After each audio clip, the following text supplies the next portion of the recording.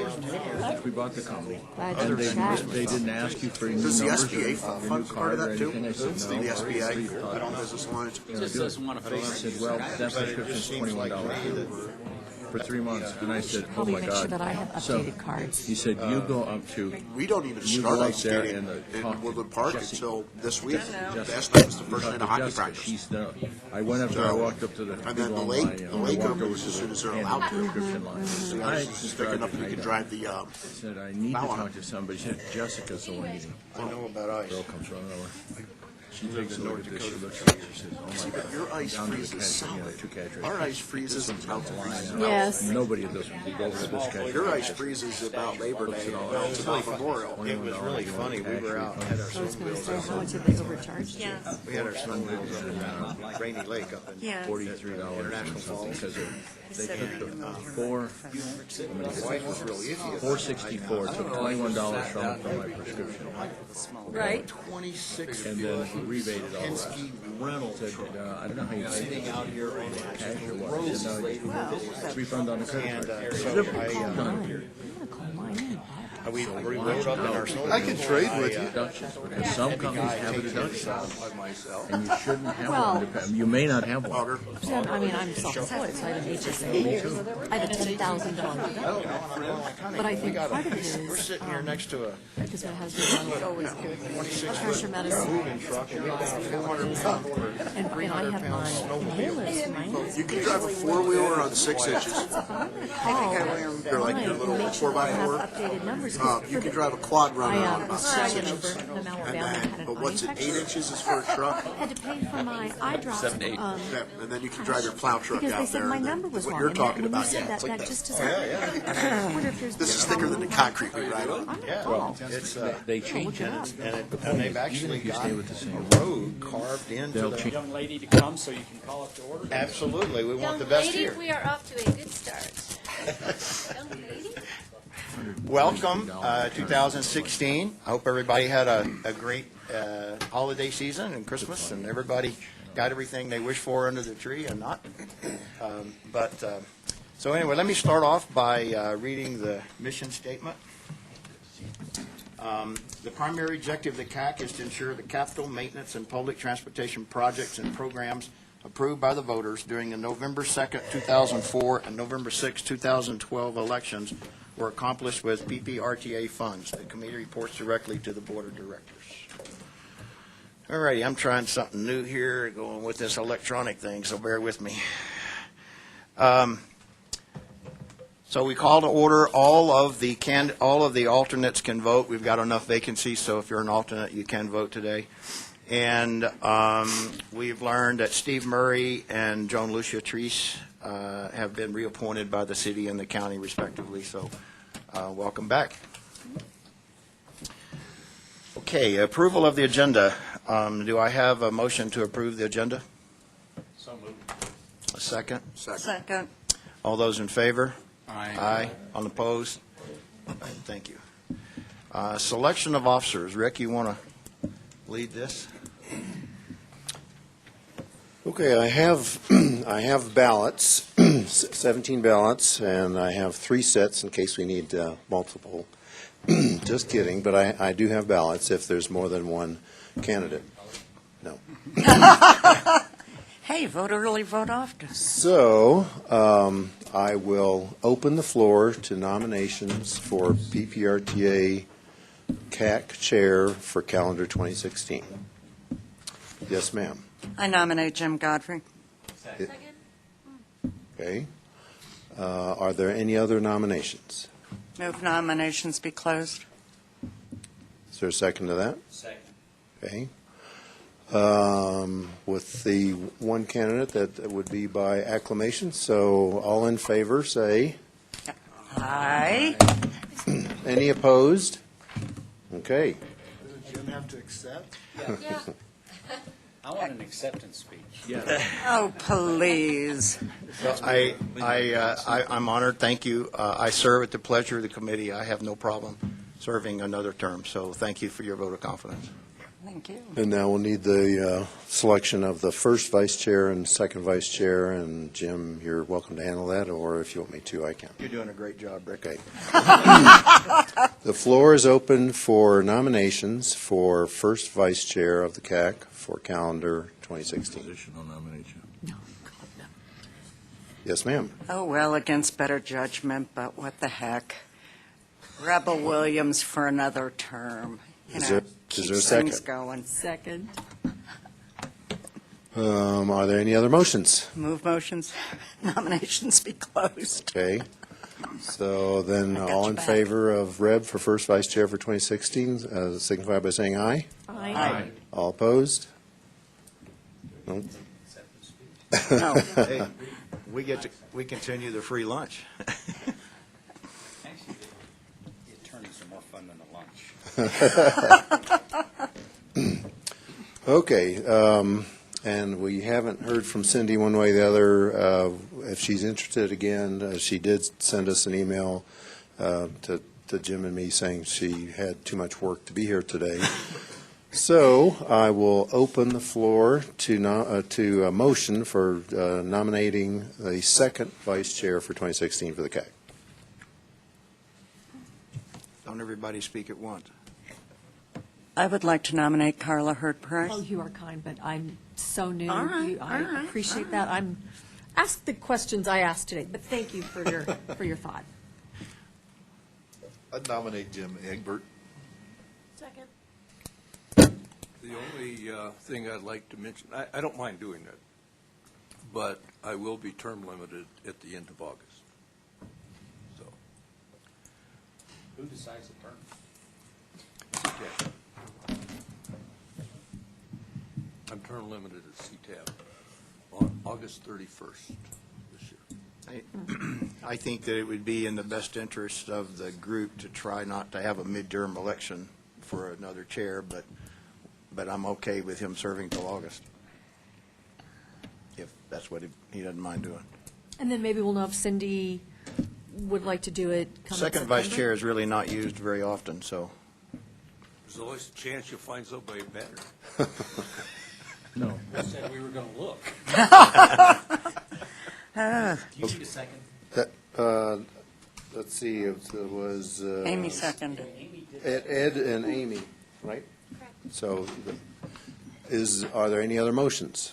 Any other nominations? Move nominations be closed and Jim be voted in by acclamation. Is there a second? Second. All in favor? Aye. All opposed? Okay. Good job. Welcome. Oh, well. Get a All pay right. increase. Well, thank you for that. Pay increase. Yeah. All right, so next item on the agenda is the public comment period. If anything not on the agenda, any of the committee members have anything to comment? Any members of the audience? Seeing none, we'll move along. Approval of the minutes of our December meeting. Do I hear a motion to approve? Approval. Second. Second. Second? All those in favor? Aye. Any opposed?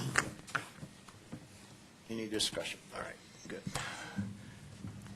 Financial reports. Bev? Good afternoon. In your packet, you can see that for October, we had great sales and use tax of $7.5 million, so $610,000, or almost 9% above the monthly budget, and we're 6.4% above the amended budget, so doing quite well again. Then, compared to last year, we're 7.14% ahead, or $4.8 million almost. And the other reports follow, and does anybody have any questions? Are you making a prediction that it will continue at about 7% increase? I don't predict anything. We're just doing so well, but, the markets are doing pretty poorly in the last couple of days, but I don't know if that will have much of an effect on our sales and use tax unless people just feel poorer. Well, the car sales are up, housing is strong, so let's just hope it continues into the new year. Yeah, as long as they keep selling those non-energy efficient cars, we'll do fine. Yeah. Because if they're Prius or something like that, then we don't get sales tax. Mhm. Yeah. No, Yeah, really. RTA sales tax only. Yeah. It's an exemption in the RTA law. Right? You know, I might do one for grins. Send in money. I'll give you a drive. Well, you could voluntarily send in a donation. Well, now I gotta check my paperwork. And if your paperwork's wrong, you have to have the dealer request a refund for you. Or you may be able to request a refund through the Department of Revenue. It's been done before. I helped somebody years ago do it. But, I mean, I don't really do that much because it doesn't have anything to do with me, but they just filed some paperwork and got the refund. Thank you. Okay, any questions for Bev on the financial report? Okay, thank you. Thank you. 2016 capital maintenance and public transportation contracts, city. Welcome, Mike. Good afternoon, Mike Chavez, City Engineering. I've got 3 items for your review today. First is a new design contract for CP&Y for the design of improvements to the Academy Bridge over Cottonwood Creek up on the north end. We need to widen that existing structure to accommodate sidewalks and get better laneage. Also, we're working, parks are going to contribute money, and we're going to try to get a trail crossing in and around there. This first phase of the design is a preliminary design and alternatives analysis. We're looking at how best to do that. So this will be the first part of a contract. When we have an alternative selected, we'll negotiate a scope for the final design of that. I imagine there's going to be some land acquisition in there with that old, I guess it's a marijuana store now, but right on the There possibly could be a on part the of, south end in that restaurant there on the north. yeah, we're going to have the consultant do a couple things. One is look at, do we widen or do we, what we're looking at is possibly adding another cell for the trail.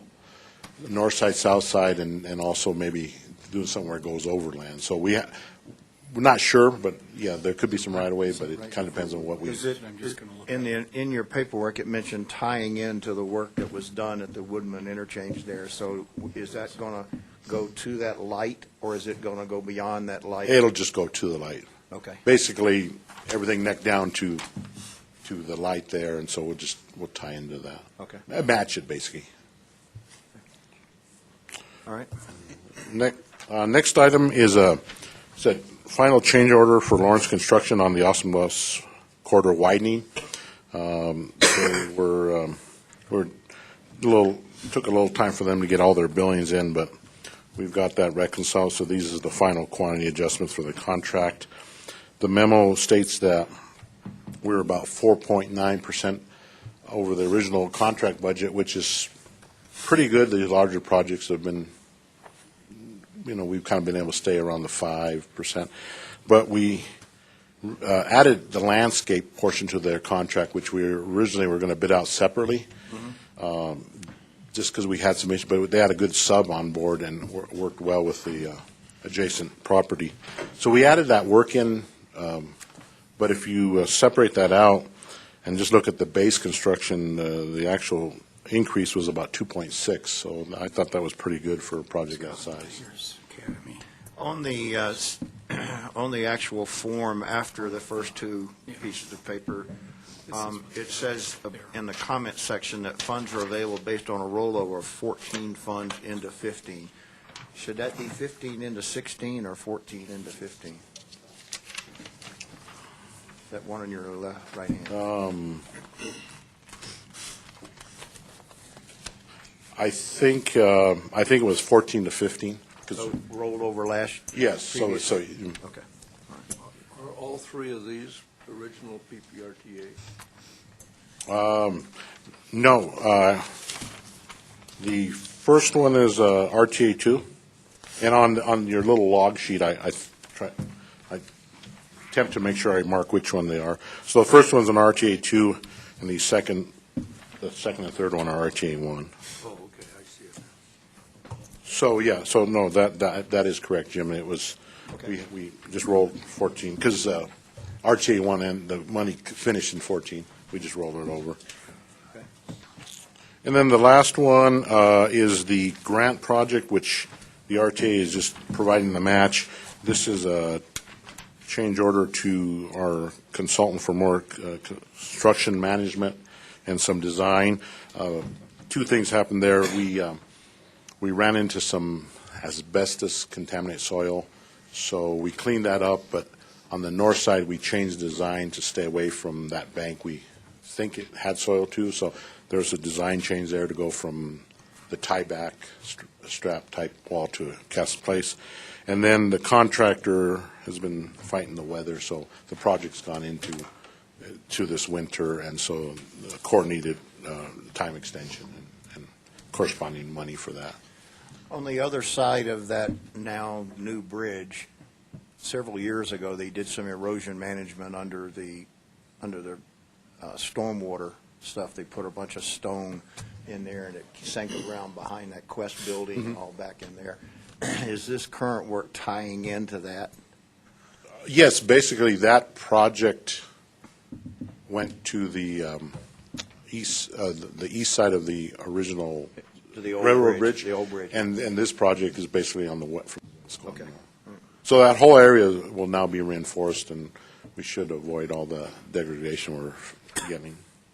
I sat and watched a guy put boulder by boulder individually with one of those claw things on the end of the thing, setting those boulders in place on the other side. I'm going like, Yeah, what tedious work that was. yeah. Got to do it with a drag line. So I think that's all we have. Any questions? Mr. Chair, move approval recommendation going forward to the board. Second. Any discussion? All those in favor, say aye. Any Aye. opposed? All right, All very right, good. thank you. Thanks, Mike. County?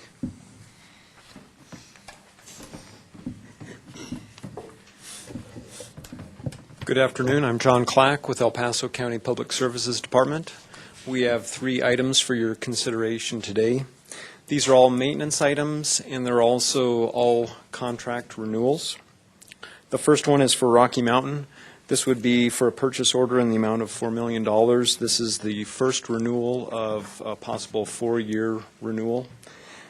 The second one is for AA Construction. This would be for $1.185 million, and this would be the second of 3 possible renewals. And the last one would be for American Pavement Solutions, and this would be for a purchase order for $225,000, and this would be the first of 4 renewals. I'll back up a little bit. Rocky Mountain would be for our overlay contract. AA Construction would be for our concrete contract, and this would be to do concrete curb gutter, sidewalk, and things of that nature. And American Pavement Solutions would be for crack sealing. The Payment Solutions folks are out of Green Bay, Wisconsin? That's correct. Wow. They were low bid. I don't remember the exact amount right now because this is this is our first renewal, so we've had the contract for over a year, but it was substantially less than anyone in Colorado. Wow. Good. Yes, sir. These are renewal contracts. Do they have a escalation clause?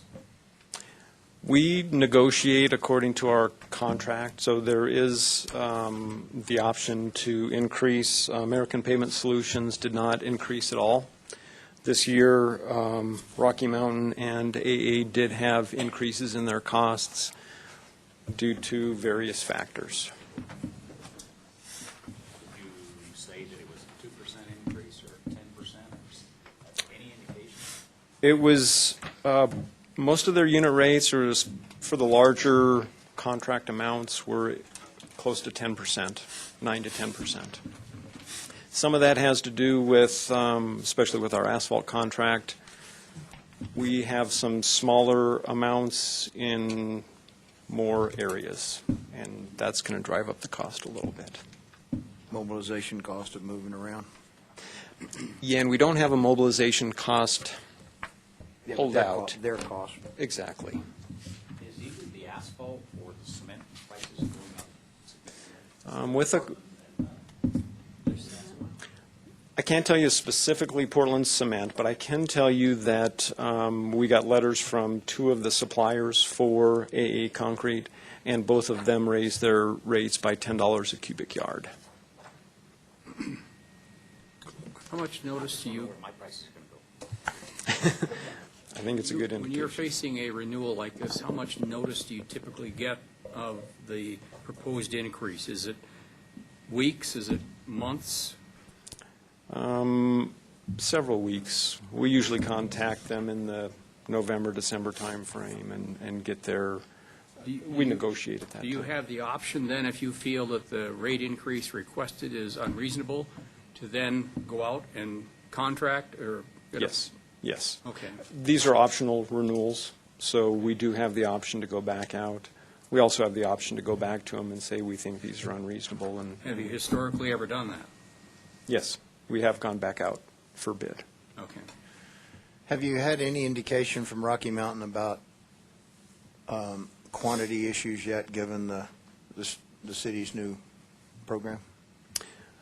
We have talked about that, and they are confident that they can keep up with the production rates. Okay. Any questions for the county's contracts? We have a motion to approve. I would move for a recommendation to the PPRTA board on all three. I have a second. I second. Tom? Any discussion? Rick? Who was the second? Tom Beard. Any discussion? All those in favor say aye. Aye. All opposed? Any abstentions? Okay, good. Thank you. Thank you. All right, member governance and other reports. Transit. Good afternoon, Brian Vituli with City of Colorado Springs Mountain Metro Transit with your monthly transit report. For the month of November, we had a 6.7% increase over November of 2014 for our fixed route services. For our ADA paratransit services, we had a 5.2% decrease over November of 2014. And for our Vanpool Metro Ride services, we had a 9.4% decrease over November of 2014. As far as a couple project updates, we recently released our spring 2016 service change proposal, so that information is out in the public now. It's on all of our vehicles. It's on social media, on our website. I think I briefed you all on our proposal a few months ago. But we're announcing 6 public meetings to get as much public input as we can in a couple weeks, starting January 19th, going through January 26th. We'll be having 6 meetings spread out throughout our service area. We'll be having 2 at City Hall, 1 at the Library 21C up by the Chapel Hills Mall, 1 at UCCS, 1 at Manitou Springs City Hall, and 1 at Pikes Peak Community College. A lot of these areas where we're holding these meetings are the areas where a lot of these routes will be affecting those areas. So we hope to gather a lot of feedback, and that will help us develop our final proposal, most likely sometime in February. And our implementation date is targeted for May 1st. How does your rider group perceiving the changes? Our Transit Passenger Advisory Committee, they've provided a lot of good input, a lot of positive feedback, as well as our Citizens Transportation Advisory Board. We briefed them, and we received positive recommendation from them to move forward with these. So it's a lot of what we've been doing the past year and a half. looking to increase on-time performance, improve the overall productivity of the system, increase frequencies, add service to the areas that warrant it most, in those high employment areas. So we're just trying to continue on with that. And the big highlight is to get another leg from North Nevada and South Nevada, from just north of Austin Bluffs down to Southgate Road, to have that be our second 15-minute service corridor. So that's another big step. And another little bit of information here. We just tabulated all of our ridership for 2015, and we're up 2.4% over 2014. These are annual passenger trip totals. And to put that in perspective, in 2008 we were a little above 3.6 million. And that was before the economic issues and the service cuts, which brought us to our low point in 2010 of about 2.5 million. So now we're back over, we're just over the 3 million mark. So that's a good sign for the future. Good.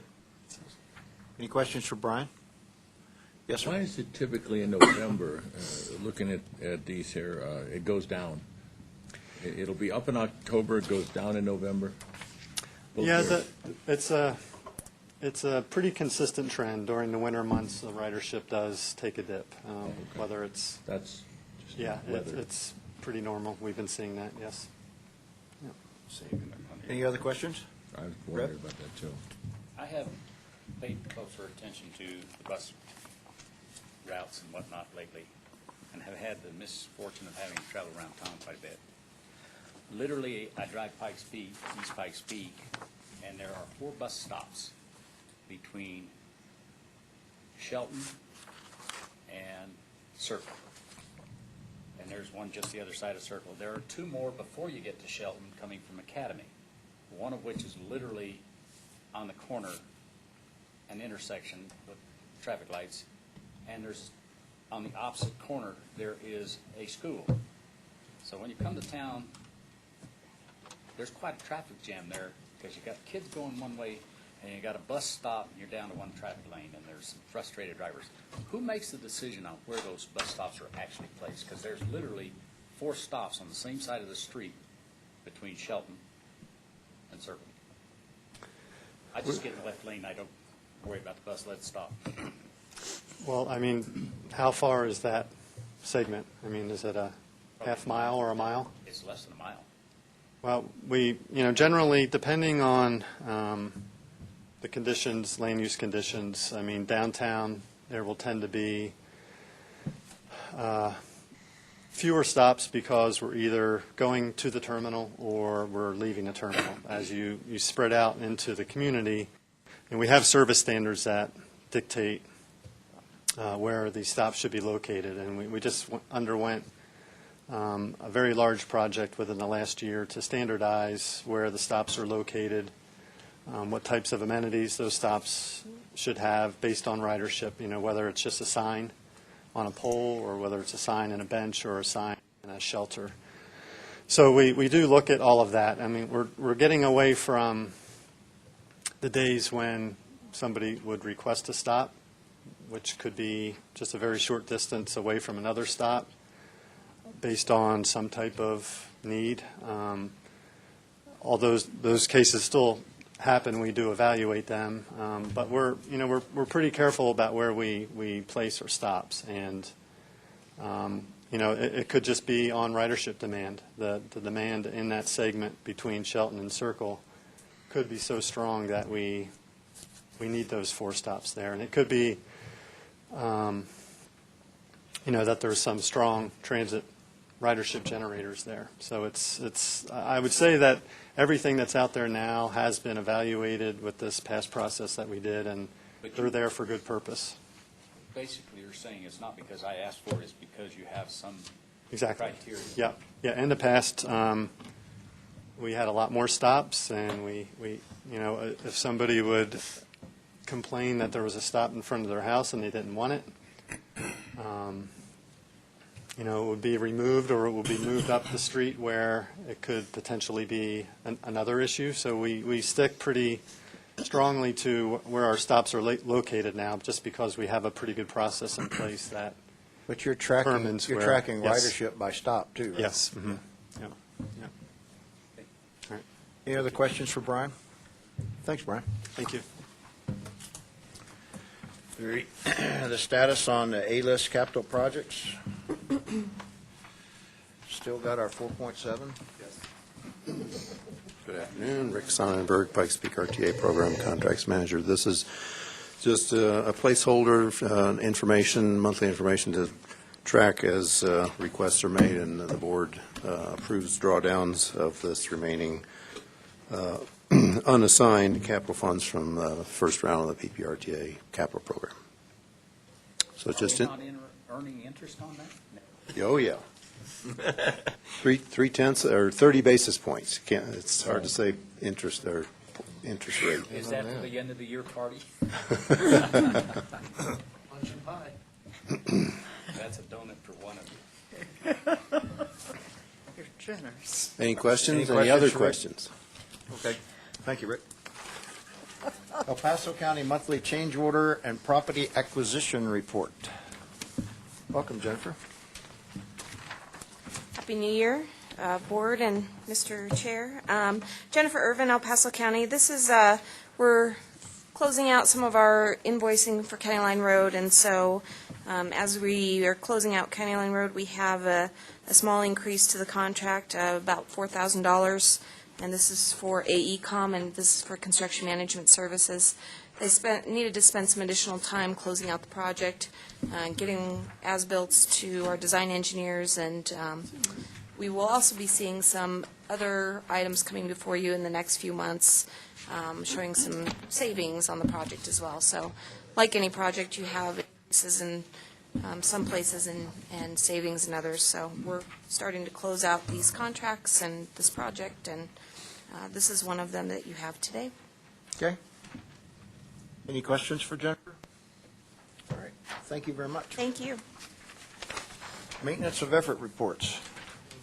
Information item, just a high-profile reminder to everyone. The various member government staffs have been reminded that we're expecting their maintenance of effort reports for the February cycle of CAC board meetings. Any questions? Will those entities be just giving us a report on those, or will they just be in letter form?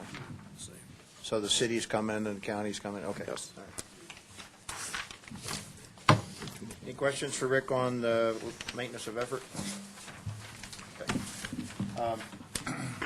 Administrative actions or report of board actions? Again, information item for you, no action, but I'll take any questions you might have. I just want to point out one thing for some of our new membership. Most of them have been through one cycle of this already. But in the memo, under the maintenance of efforts, it states that the bylaws, which are drawn from the appointments as directors from the board to us, and originally drawn from the ballot, the original ballot initiative, states will review local government budgets as submitted to the specific PPRTA member governments to ensure maintenance of effort. This has been a big issue in the past. And the only reason I'm bringing it up is because it says to ensure, and there's been some differences of opinion among legal folks, lawyers, as to specifically what one particular word means with regard to will or shall or all that other legal BS that we usually get. We know what the intent of the voters was because we are voters. And the voters have pretty much made it clear. Now, we were lucky to get it, passed again despite some issues we've had over the years with this. But I just want to make sure that we take this very seriously because it's been an ongoing issue for, 7, 8 years now, with regard to one of the specific member entities not meeting their maintenance of effort. Do you want to expand on that statement? Yeah, the city of Colorado Springs reduced their, the amount of money. And the only reason we still have transit is because the PPRTA is funding it. So the city has been derelict, in my opinion, and the opinion of many others, in their maintenance of effort obligations under the ballot and under the IGA. Their attorney made an argument. The city attorney made it? Yes. Okay. Made an argument that, intent and will and shall and all this other, and a lawyer can make an argument for anything they want. We know common sense. As voters, we know what we read when we voted for this thing. I'm not a lawyer, it's not my job to make those kind of arguments. But I think it was key in bad faith at the very least, not in keeping with the intent of the voters. And, there's little we can do about it, obviously, other than just complain like we have every year. We've had people resign and protest as a result. So. Well, then, this is maybe too simplistic since President of the Council, Merv Bennett, is our direct liaison, correct? Well, Is it a question, I hear what you're saying, Yeah. Is it a question that we go to President of the City Council about and say, we, PPRTA, are requesting a maintenance of efforts directly from the City of Colorado Springs? Well, we've done, I'm just bringing it up to kind of provide some historical context, and the fact that it's really a moot point, because unless everybody wants to go nuclear and pull their attorneys out, which is not what anybody wants. Obviously, the expectation was that the city was going to meet their maintenance of effort for transit funding as it was in 2004. They failed to do that, have continuously failed to do that now for about 7 or 8 years. And the excuse always is, well, we don't have the money. But we do have money to waste $13 million on a bridge over the train tracks, So it's a touchy issue. And it's an issue that's been brought up with the city and city council multiple times. I think he's just bringing it up now for the new members. And I appreciate that, Jim. I can't go without saying that Ryan's right. It's been an issue, and it happened when the Depression comes down. It's my personal opinion is it's unreasonable to think that when they had such a dramatic cut in revenue, that you would maintain a level of funding at the expense of everything else in the city. So it came down proportionally. Jim did an expert. I did a lot of work on it recently or within the last year or so. And we've looked at the thing, and we've had the director of budget in here. We've had that. It's been an issue. It's well known. We have to recognize that the mayor made a commitment to bring that level of effort back up to where it was prior to those cuts, and he did 50% or more of that this year. So we got to recognize that. While it's still below what it was, and they're still not compliant, we can't fail to recognize the effort and the commitment that the mayor and the city council and Travis and the public works folks made to doing that, and they followed through with what they said they were going to do. So while Brian's right, you can't forget what they have done. That's rear view mirror conversation. It is, yeah. And I agree with Jim. They are making an effort to get back. It's just a sticking point. So they're achieving results, I think, is a more accurate way of saying it. We did go through with the last mayor with some, I thought, very unfortunate approaches to the whole thing, where it was stated that those were aspirational goals. And that's one of the reasons I'm glad he is no longer in office. Jim. Is that a specific enough comment? That's what I was going to say. I remember that it wasn't just one meeting of discussion, but the problem as we saw it is that if you let the maintenance slide, it increases the long-term cost. So it wasn't just that we didn't like the pothole there, we knew that it costs us more money if we allow the potholes to occur at an ever and, I would say, more frequently way. And so we were concerned that the cost impact was from not maintaining it. I think I'm remembering that correctly. So we just didn't come up with that. We think we should get the potholes fixed. It doesn't make economic sense not to fix the potholes, let alone the damage to cars that occur. I'm sure auto dealers who have maintenance love it. But anyway, but I remember that very clearly was the reasoning why we did that. Ben, that was this was more towards transit, but the pothole analogy is good because when you rob Peter to pay Paul, you end up paying more in the long run. And that was really and of course, we have to remember, keep in mind, our transit system supports those people in our community who are, at the margins, who are most vulnerable. This is, for a lot of people, not an optional service. We can be thankful that the RTA was here to supply that, but the RTA was supposed to augment and expand the system, not to keep it from dying. Okay, Rev, you had a comment? Well, I'd like to echo something you said about Travis. There's been a turnaround in new administration in the city. I read more into it than just the transit, and it was so did Dr. Knowles, the senior Jim in the audience here. Seriously, the maintenance of effort was meant not just for the transit, but was also meant for maintenance, in other words, the asphalt. And it was never an issue. The only issue that was ever brought up was the transit, but that was the one that was obvious. I don't know that we've ever had to delve into whether the city is, quote, duly maintaining their effort in terms of their maintenance of their roads. So, just for clarification. Yeah, I think Travis and Mine was purely a funding level issue that I brought up. I agree with Jim's analogy. You can't cut off your throat to...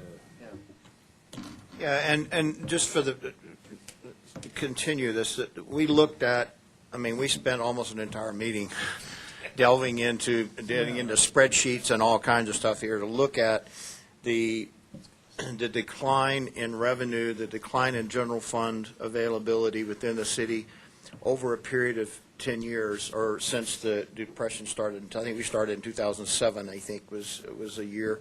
And then we looked at the rate of growth of revenue back into the city with general fund growth and compared that with a similar curve in funding for maintenance activities to more specific transit.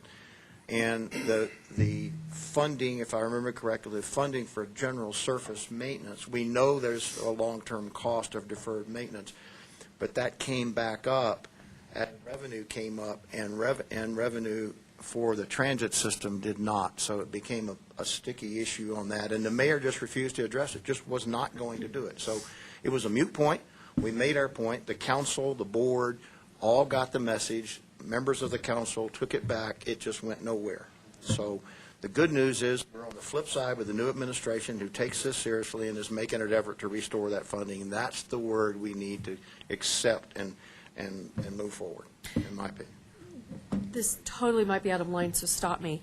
So is it appropriate that this board make a motion or a recommendation if there are such strong feelings that you take it back to the big meeting next, or I guess in what, next week? We will next month when they report out and we see their numbers. You'll see them in their packets. In the March packet? Well, in the February packet. Sorry, February. Okay. So we'll have this discussion about where people are in their stuff after presentations next month. Yeah, and I apologize. The only reason I brought it up No, is I appreciate that. I wanted to make sure that when people review their packets before the next meeting, there's a little bit of historical context before we actually get into the discussion. And so what you would request, sorry, Dr. Knoll, so your point to me as a new member would be to look at the maintenance of efforts dollars reported in the February packet before this meeting. Right. That would be your recommendation? Right. Okay. Yeah, absolutely. Yeah. Okay.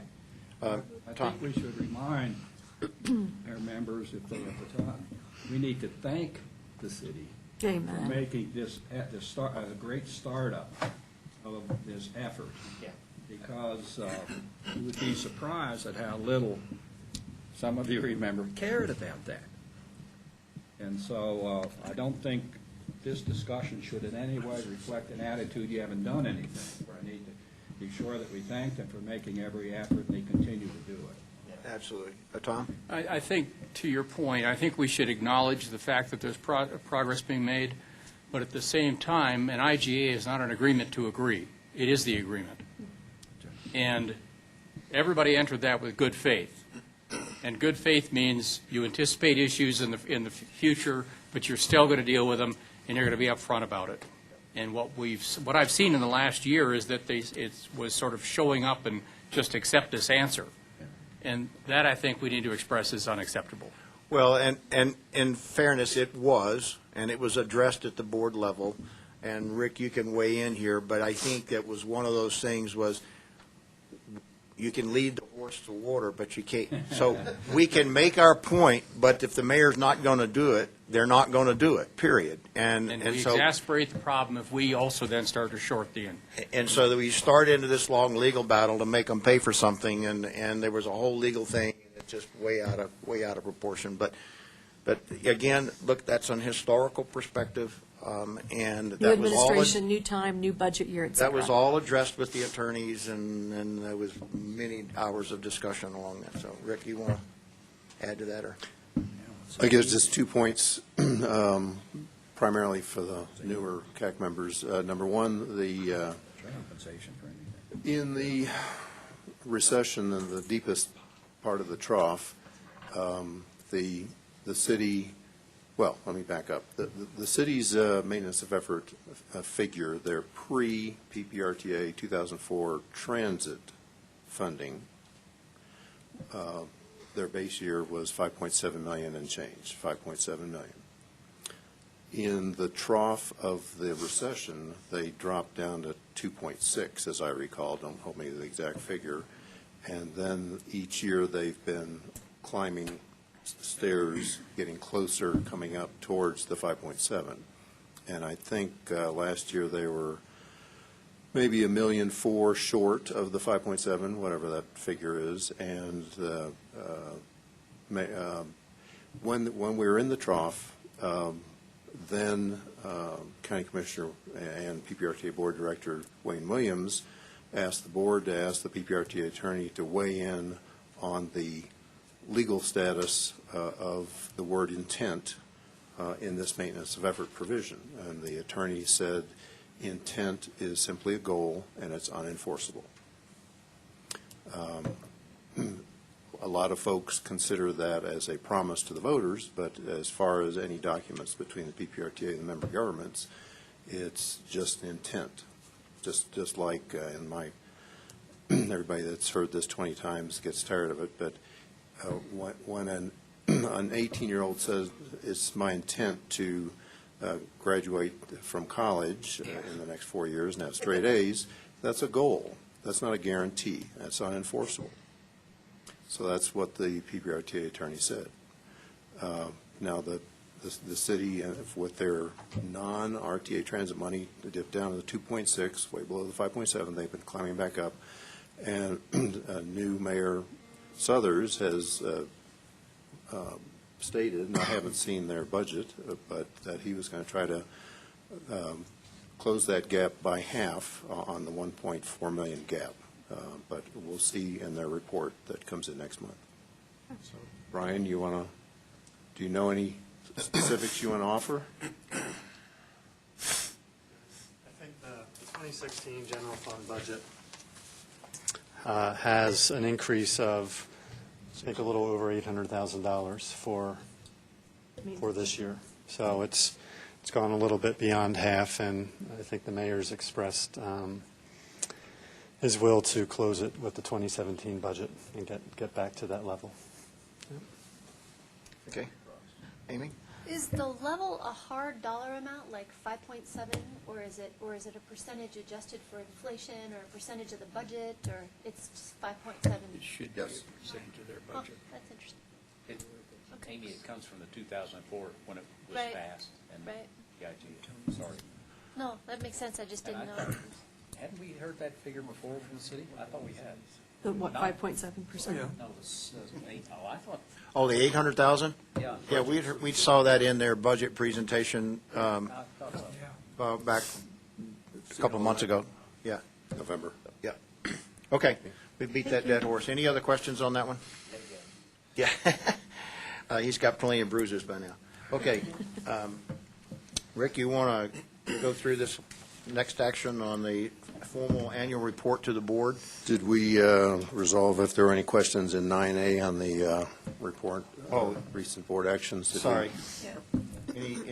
Any questions or any issue? Okay. So just as a prelude, every year, we prepare, the chair prepares a letter, a summary of CAC committee actions to the board, and it goes into the annual report that the staff does.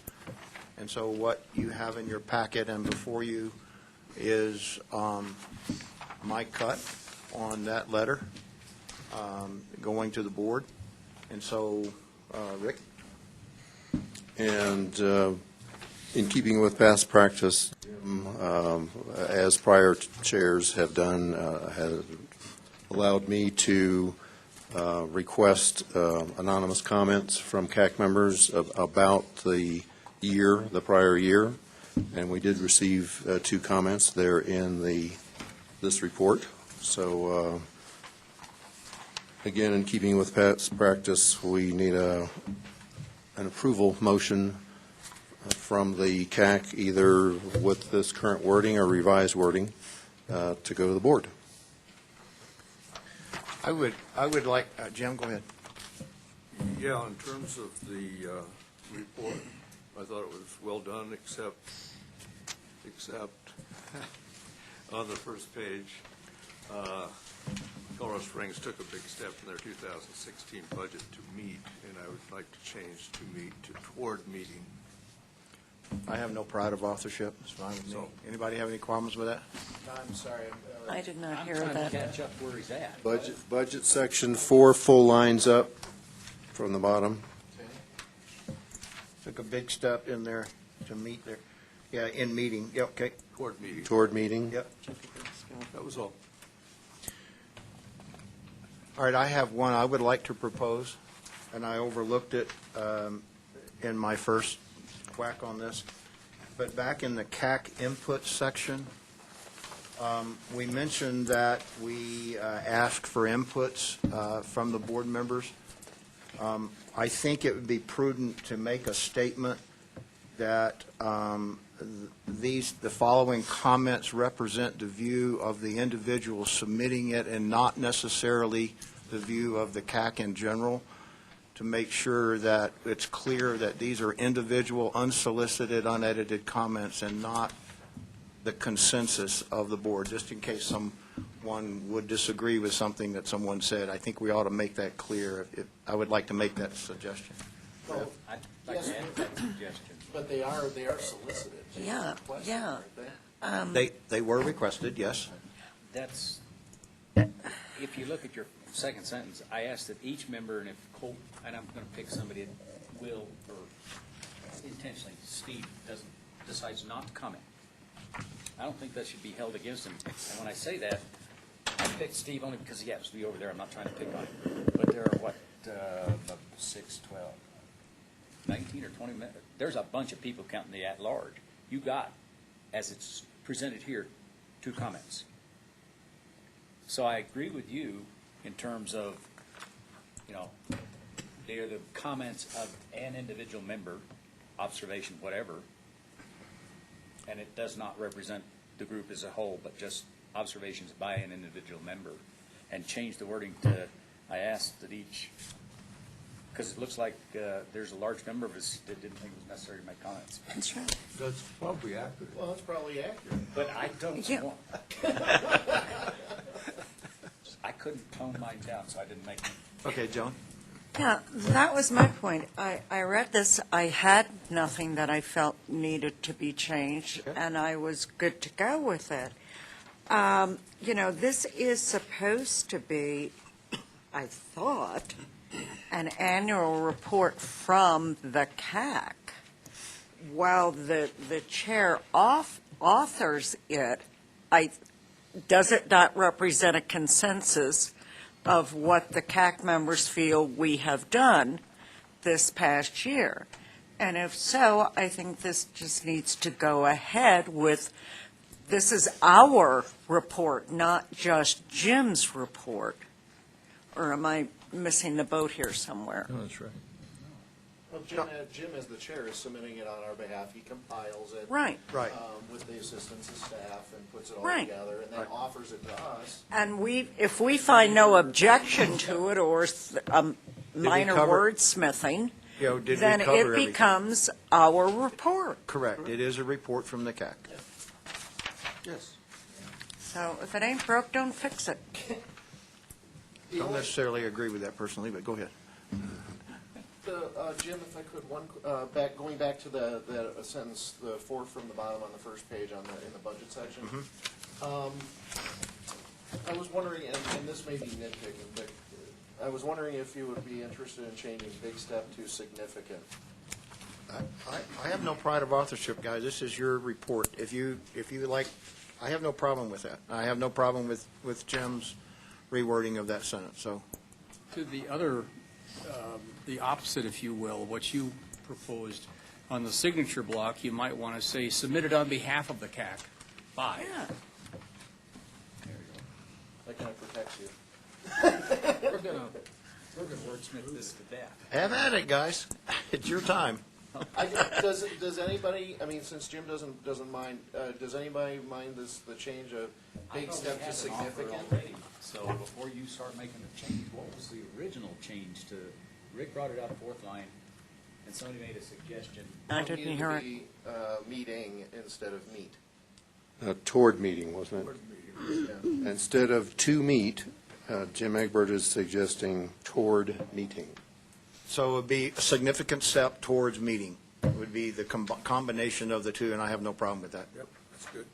And it acknowledges the effort on behalf of the city, that we recognize that. It acknowledges in our report, and Yeah. so I have no That's good. problem. Fine. Okay. And on the signature thing, Rick, is any problem me saying submitted on behalf of the CAC? No? Anybody have a problem with that? No, I think that's Okay. perfect. Okay. And Carla? if you would like to put some words in saying that, these comments are individual comments, if you feel like that needs to be expanded on, feel free to do that. Okay. Carla? This is an overriding question to you who've been older members and to whomever made the comment, which I absolutely will. Older members, do you mean it by an attendance The, or a? the more knowledgeable, seasoned members. The comment number 2 talks about a rubber stamp, and whomever made the comment, I take that at face value.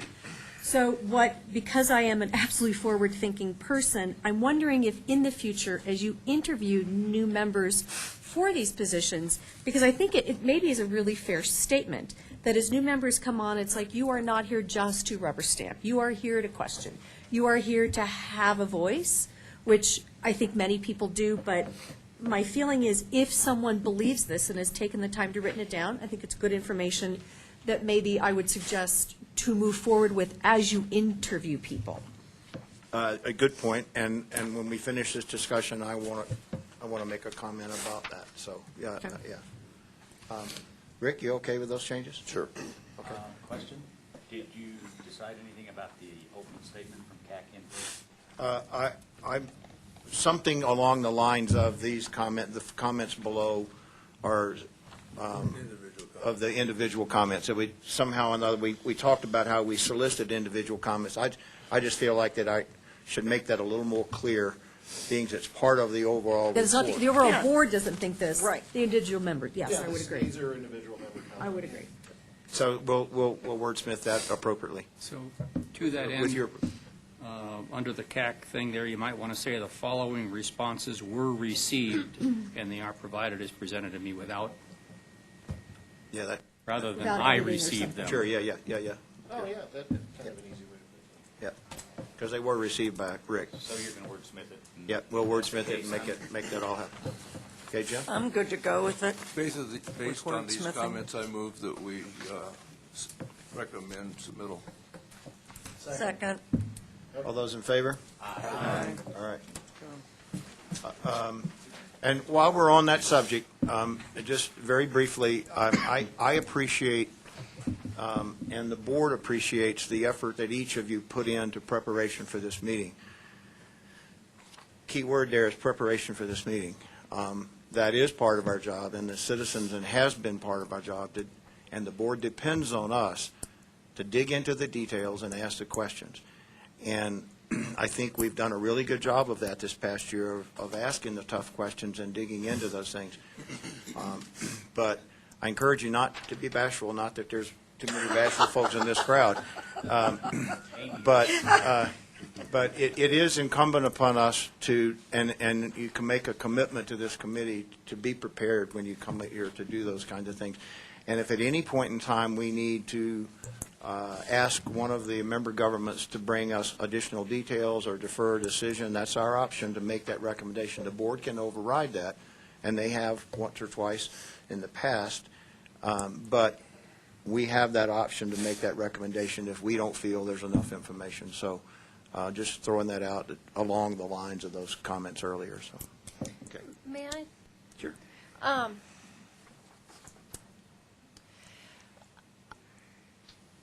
I have actually begun to be a little bit more bashful here, actually. I think we've lost some of the more louder members, and there was kind of a disruption about a year ago, and I think there was sort of this commitment or this feeling that we should be nicer.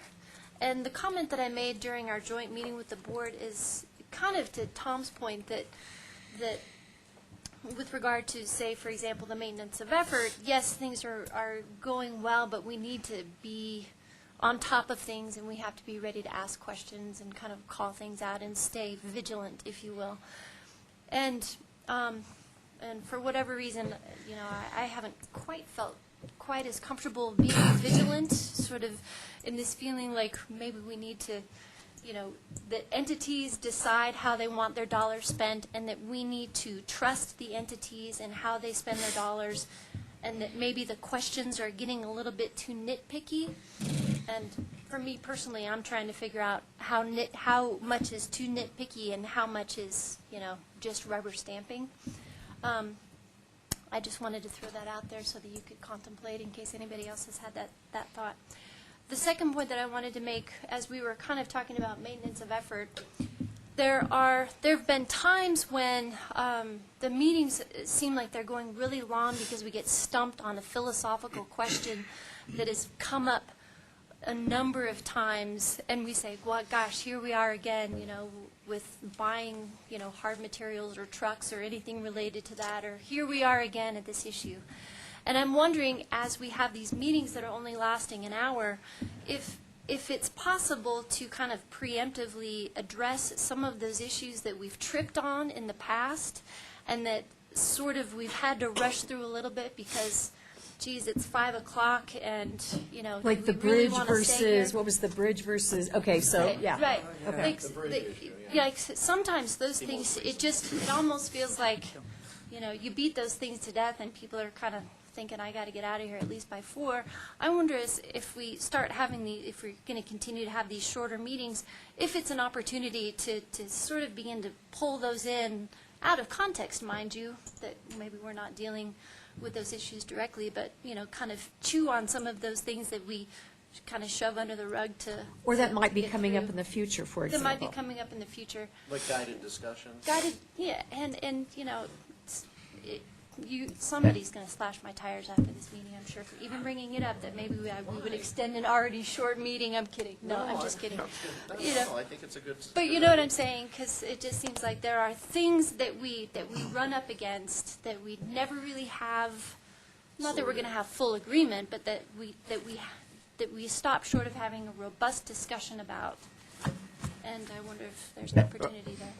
I'll take that, and as the chair, moderating and managing the meeting is my responsibility. So if any of you feel as though we're rushing, shame on me, because that's not the intent. However, I am conscious of people's time and effort, and that when we're going around the room the second time and our third time, and the same comments are being made, and we've already made those comments, then I feel it's my job at that point to say we've covered that, we've covered it twice or whatever. Let's move on into the subject, not trying at all to limit the discussion, because we do need to have those discussions. But in the past, things have gone off target, and people start talking about things that don't have anything to do with what we're talking about, and those things, and that's not productive in terms of what we're trying to talk about. If we need to be here till 5, we're here till 5. As long as we have something to discuss and it goes on. So, Jim, and I think you've done a wonderful job, and I certainly didn't mean to. I think you've done a fantastic job bringing things back. I just wonder if there's a couple issues that maybe we could. There probably are, and I wanted to make one other comment. In the past, as Brian has expressed and others have been around a while have expressed, as you so aptly pointed out, there have been some in-depth discussions about and mistrust and things that go on within some of the member government's submissions. And we need to discuss those. But there's a right and a wrong way to have those discussions, and we don't take those discussions and turn them personal against the staffs. And in my opinion, that's what was happening in the past. They were becoming very personal, and that is inappropriate in my opinion. And so what I've attempted to do is let's keep the discussion on the subject, not the individuals, and let's look at what people are presenting to us as what they're looking. If we have reason to believe that something is not right or it's being improper, then we owe it to ourselves and the citizens to discuss those. But just because we've caught someone buying pencils that they shouldn't have bought with RTA money doesn't mean their entire budget is wrong and that they continue into those practices. And so I would personally like to see us stay away from innuendos and accusations unless we have something a reason to believe otherwise, and then we owe it to ourselves to dig into those things. And so I feel like that's my job as a chair. You as a committee, if you want to take a different approach, then you need to tell me, because otherwise that's how I'm going to go about doing it. And so if you disagree with that, then feel free to bring it up in public or talk to me privately or whatever. But I just want to make sure that we stay professional, we stay above board, and we deal with facts. And that's my goal. And if I fail at that goal, someone let me know. So, but what are some of the issues you feel that we need to talk about? Yeah, now that I say that, I feel like I'd have to. Well, maintenance of effort probably isn't a good one anymore. Can you speak into the mic? I'm having trouble hearing. It may be appropriate. I haven't said anything that makes sense yet. Well, I wonder if there's an opportunity for, if there is something that one of us thinks of that could be something that came up in a previous meeting that had sort of the beginnings of a conversation that could be applied to other areas or things. Appropriate application of funds is always a big one, but it's usually specific to something that's being submitted to us. You know, is this appropriate to the intent of what the RTA was designed for? Are we changing a definition 10 years in to accommodate something that was not intended originally? These are, I mean, and that's just two that popped to mind from the last year. And maybe they can't work outside of context. Well, and I think of one maybe that we've talked about this past year, and it was Mike brought forward a request for some additional project management software. and in their budget. We had a discussion about that software. There were some people that didn't think that was an appropriate RTA expense in the discussion. And yet there were others like myself who felt like that if it wasn't for the RTA money, they wouldn't have so many projects to manage, but you got to give them the tools to properly manage the money, and that's a tool that's needed to do that. And I think that was a context. And so there was some individual opinions that were stated during that discussion of whether that was an appropriate expenditure, and it wasn't on the ballot. Well, there's a lot of things that money gets spent on that's not on the ballot. But our goal is digging into those budgets, and if we don't have the level of clarity or the level of detail we have to make those judgments of and satisfy our own curiosity about things, we need to ask for it. And so as we think of issues, maybe we can, as we go through these things, we can, instead of wrapping the meeting up, we can have a session of, is there anything here we need to talk about? That's come up in here. I mean, I'm willing to do that, because if we're not communicating and not doing our job in digging into the details, and someone is leaving here unsatisfied that their opinion was not heard properly or whatever, again, it's by a vote. So you can always abstain, you can always vote your way. But if you don't feel that your questions were answered, then we're not doing our job, or I'm not doing my job as chair to make sure that. And I know you left a meeting or two ago not sure whether your question was answered, or your concern was properly answered, and I felt bad about that. Because if it's not, then that's one person, and then, as you said, you begin to shut down. Now you're not an effective member of the group, and I don't want that to happen. So we'll work on that. We got and I'm going to bring because it's the one that's just a few months ago. When we got information about the bridge over troubled train tracks to downtown Colorado Springs, we didn't really get, there was a lot of vagaries involved. But by the next week, when the board presentation was done, all of a sudden now there's information going back to 1992 that was presented to the board, but we didn't have the benefit of any of that. Yeah, and good point, Brian. And Brian came and spoke to the board. Between our meeting and the board meeting, they came up with a planning document. It went back to, what, 2012? 1992. 92. There was somebody had it in their drawer in their archive, and they came out with this booklet. And sure enough, in that book was the design and the discussion of this bridge over to what is now called, it wasn't America's Beautiful Park then. Confluence Park. Confluence Park was what it was called.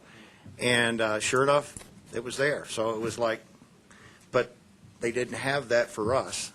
But. And that would be kind of, I think there's been a couple times where we're presented information, it's incomplete, but we need a decision today because it's going to the board. There's been a couple situations where I feel like if you're not prepared and you're not presenting good information, then we're not voting. It's on you. And so you're getting pushed out another month. That has happened. That has Yeah. happened. Yeah. That's happened many times. Oh, no, we pushed it out. Oh, right. Could I interject something based on what Amy said? Our agenda is, quote, preset. We have changed it in other government entities to rearrange it. Under item 4, it's public comment period for items not on the agenda. I'd like to move that to the end, okay, before adjournment, and make sure it's subject to a time. So that, sorry if Amy's felt restricted, I just assumed she'd be as offensive as some of the people on this side of the table over here. Seriously. And put that at the end where if there's a subject that has not been covered, and it's just something for consideration. I'd suggest adding something at the end and not. You have the Yeah, but you have communication. I was going to suggest that we cover it under communications, Yeah. maybe.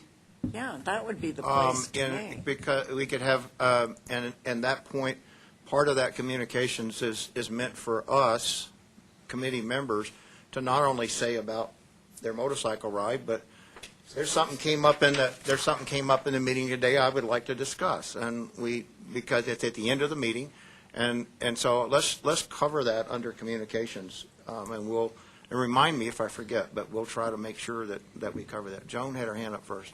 I have to agree with quite a bit of what Amy said. There have been some times, when we've get things from staff and we're asking questions about a specific contract or whatever they're presenting, and they don't have an answer for us. I do feel a little frustrated. Well, how are we supposed to logically make our determination, recommendation, whatever, if staff can't answer the questions that we have? Well, it's impossible to anticipate what question we Well, ask. I understand that, but I guess I'm thinking that if you're presenting about contract A, that you're going to come in either with backup material or be somewhat well-versed to speak on that to cover the questions that may come up. But just getting repeated I don't knows.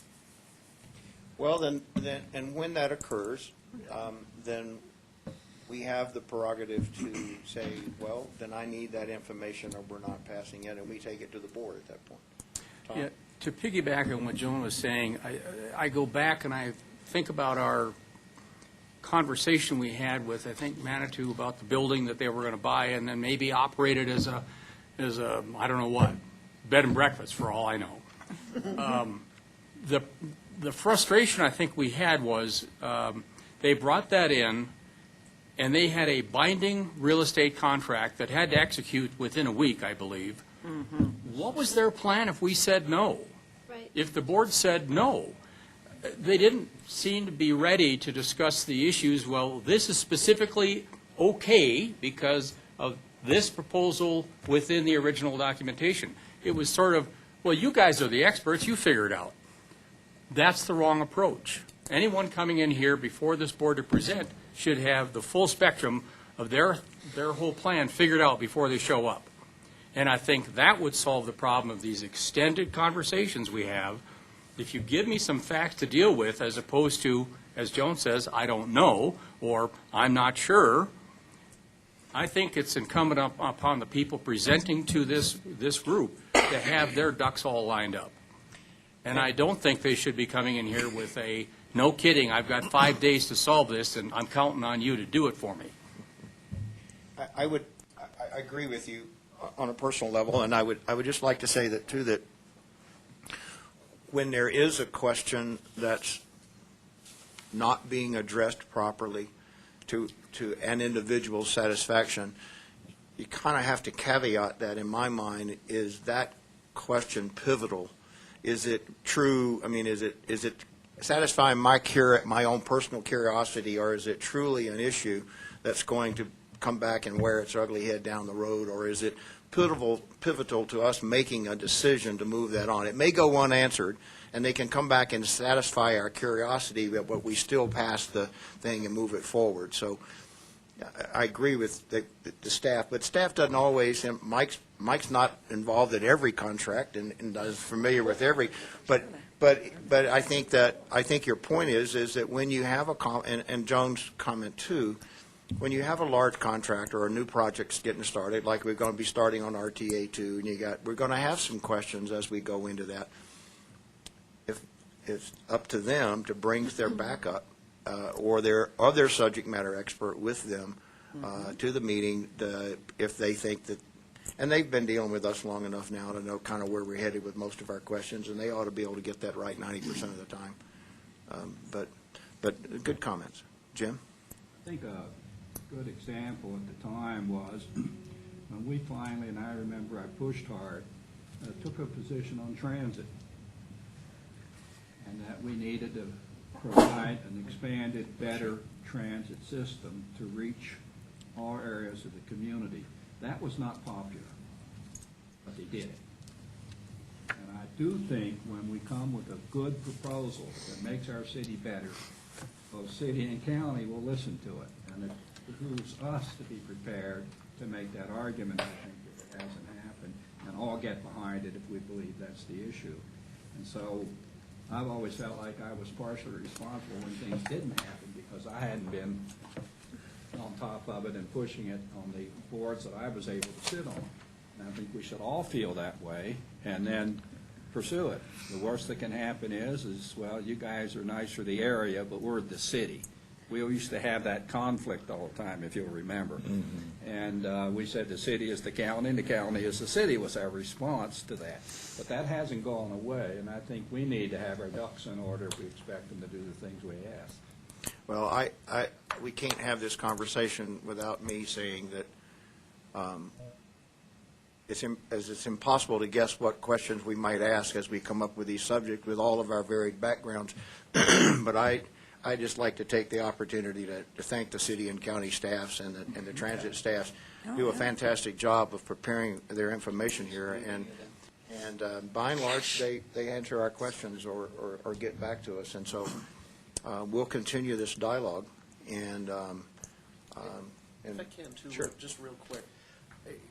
It should be clear, and I think we all have a pretty good sense that just because you ask somebody a hard question or you query and dig real deep down into something doesn't mean that you're going after them personally. That's right. It's because you may have questions because of past experience about specifics on a certain thing. So it's, Jim had said that he felt that in the past, some of the, I can't speak for anybody else, if somebody had a personal grudge with staff or something, that's on them. I know that from my experience, all of mine has been sometimes passionate and very vociferous,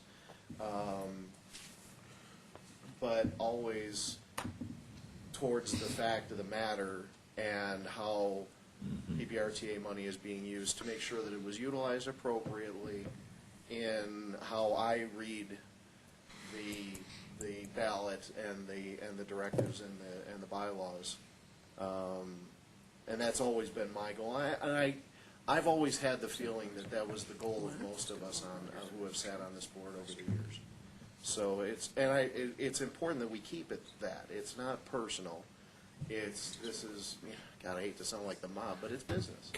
And we want to make sure that the PPRTA's business is being done properly to keep faith with the voters, because otherwise we wouldn't have gotten that 80% confidence. That's a vote of confidence. We are 80% confident that you guys are doing. And in this community, that's saying a hell of a lot. We got 83 for 1A. Okay, Amy? Yeah, just as sort of a wrap-up, I would agree, like, when the Manitou guy is in front of me, I don't feel like, because I'm digging, he's the one person that I get to talk to from Manitou, so I haven't experienced the personal attack aspect, so that doesn't quite resonate with me. Just a couple of suggestions that maybe it's good for entities to maybe understand that we are interested in having complete information, and we might be on alert to not just voting things in because you've got 5 days left. That could be helpful. And for the suggestion of topics saved to the end of the meeting, I would suggest this, that maybe at the end of the meeting we ask if there are things that should be covered at the next meeting. Because if I'm bringing something up, Joan is going to go, oh crap, we have to talk about Amy's issue at the end of the meeting. And I've got, but if she knows that it's going to be a month out and we're all thinking about it, I think that works a little bit better. I think we did that in PPACG CAC. We had any suggested topics for the next meeting. It was part of the ACG thing. We could add that to here without any problem, right? Sure.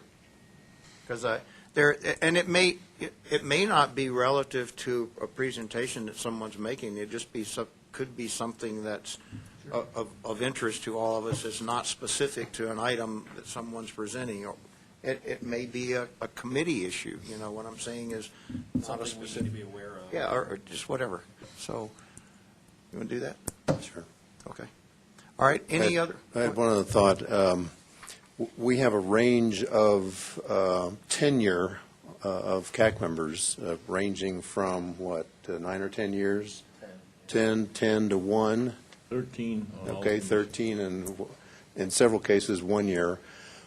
Let me just float this and see where it goes.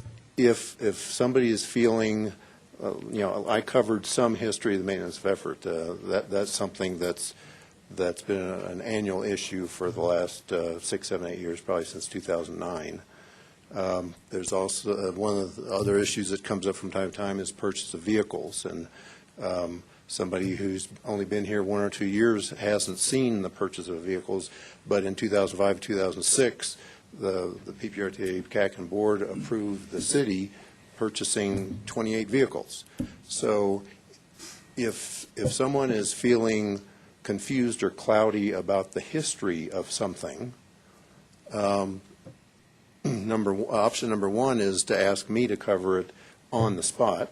Number two is to ask me to cover it at the end of the meeting. Option three is to stick it on this new suggested topics for the next meeting. Option four is to come see me or Jim for some history on the side. So I don't know how to solve that, but I'm tossing it out for you to wrestle with it, since we have the range of 13 years down to 1, and a lot of folks not knowing the history of some things. I'm sure with the dynamics with everybody that's here, between Brian, myself, and some of the others, when those kind of things come up, that's where people who have been on the board for a while, and hopefully the people who are new to the board will listen to the comments from those of us who've been on it a while and kind of learn, and sometimes you get a whole new perspective out of that, too. Yeah. Or even ask questions. Perfect example, when I was asked for, can you give us a little bit more on that? So that's part of the value of the discussion, but. Yep. So just Okay. something to chew on. All right. I feel good about it all. Oh, Kumbaya comes after. After adjournment, we'll all stand up and hold hands and sing Kumbaya. We'll feel good. Oh, I think it should be No, cookies and milk. That's a good discussion, and thanks for bringing that up, because it's important that we all are open and we get all this stuff out on the table. So otherwise, the last thing that I would like to see any of the people are being intimidated or shut down and not contributing to the meeting. So Should we ask questions now or in communications? Are we there? Well, we have the Well, field we got staff report. staff field review report. Information, any questions? That's Rick's quarterly drive around the I neighborhood. actually did, I hate to do it to you, but I do have one question.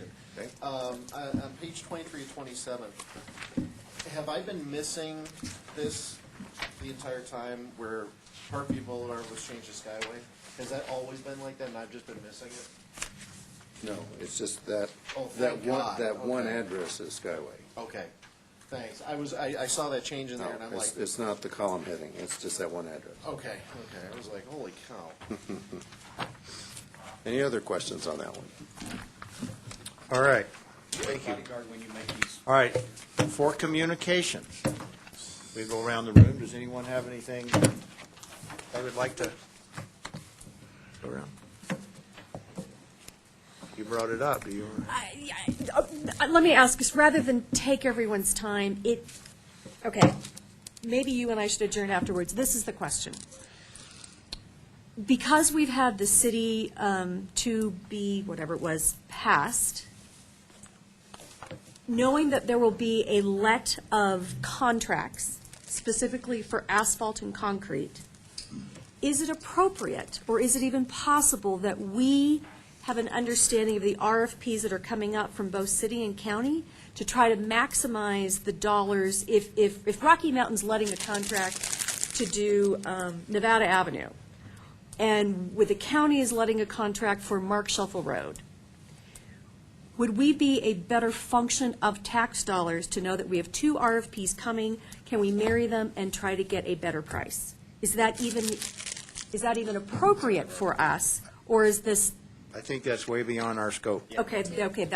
And to reassure you, though, the city and county do work very And they have said that, and I absolutely understand that. It's just, I'm just putting on my citizens advisory hat to say, I I absolutely do think they are honorable, business-minded people. It's just do we go the extra step? You're telling me that's an overreach. Okay, that's what I needed. We need to remember, it's up to us at any meeting or before, if we have questions about something in the city and the county that's relevant to what we do, to put it on the agenda. Yeah. Well, They've always sent somebody here to attend these meetings, and it gives them a chance to prepare, to tell us, and if we have concerns, we can get them answered.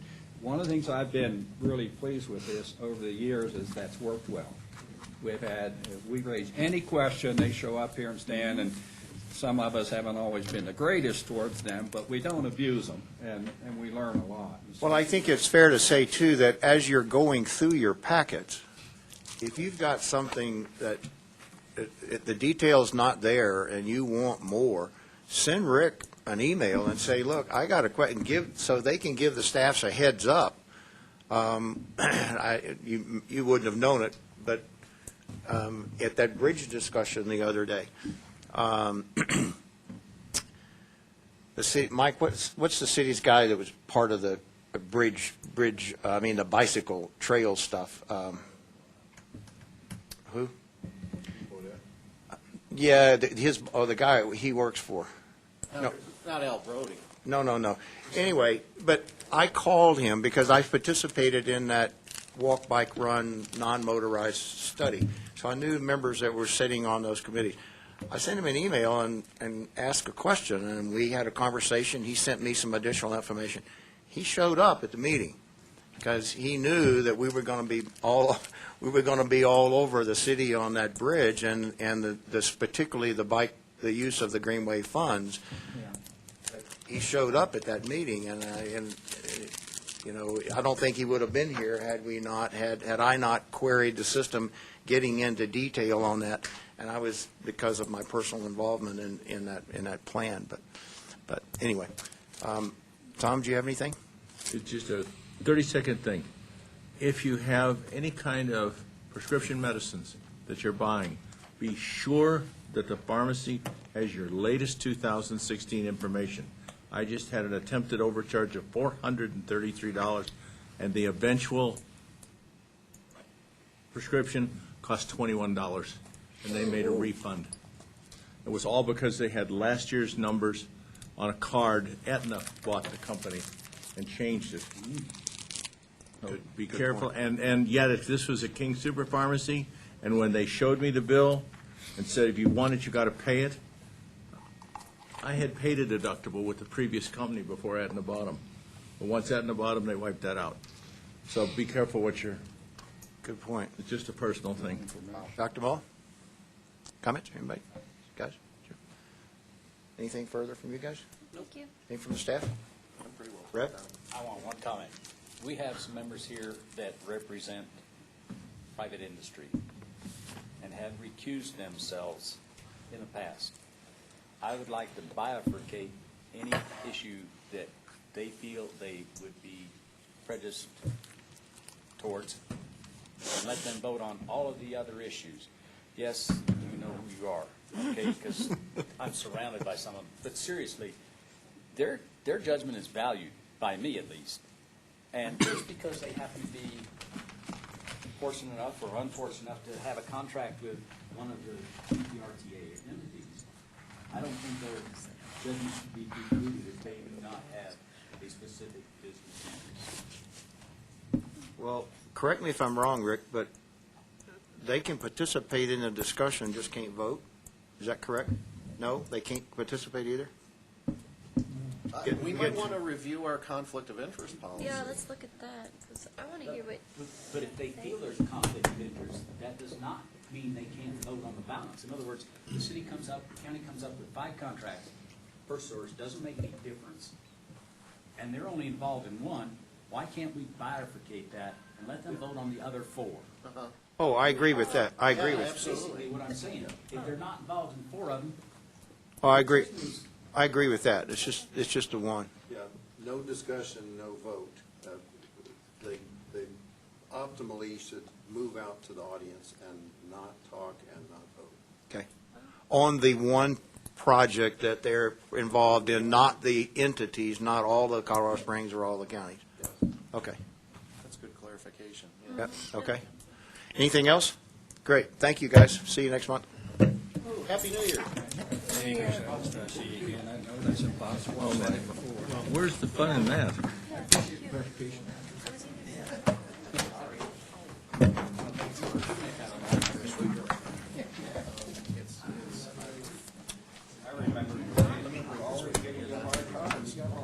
Question for you. Terms. That stuff's warmed up now. It says my term ends 12/16 and Mike's term ends 12/17. We had a discussion about this. I was sick as a dog. Sitting in the garage for a while. If I hadn't got it, it would have been long ago. Fulfilling the end of someone else's, because we have to be opposite levels. So I went for 1 year. His was 2.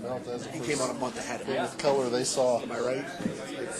Because there are no terms for the member government. Okay. Have a term, a 3-year term, or finishing a 3-year term of somebody else. But there's no limit on your reappointment. Okay. No, I just saw this and it says your term ends on the 12/16. I went, no, year. Okay. But I'm just finishing out somebody's term. So, do I have to be reappointed by the board to come back, or? Yeah, but the board has to reappoint me to come back. No. Let me change that. It's by whatever your local government process. You will defer to the mayor, then the mayor can appoint it. Whatever your local process. I got appointed by Facebook. Trust me. I sent an email going, can you take somebody who's not actually? Yeah. I always have a correct answer. So, I get it. Okay.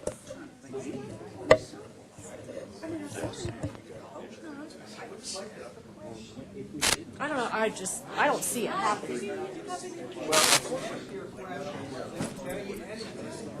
I mean, I could be wrong, I just don't see it happening. I mean, you know where the caucus fight's going to be? To CC and everyone's like, you're running, I'm like, yeah, have you seen it? Jerry's going to. And now Stan. There are 5 of them. I'm going to be. What?